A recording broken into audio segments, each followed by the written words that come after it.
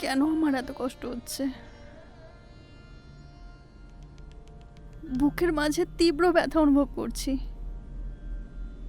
ভুলটা আমারই, শুরুটা আমিই করেছিলাম।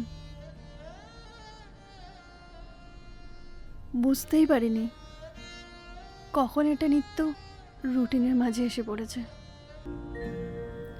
অনুভব করলাম নিয়ম করে কারোর সাথে কথা না বলাটাই ভালো। অভ্যেস থেকে মায়ার সৃষ্টি হয়, আর যখন কথা বলা বন্ধ হয়ে যায়, দম বন্ধ হয়ে আসে। সেই মানুষটাকে চিৎকার করে বলতে ইচ্ছে করে,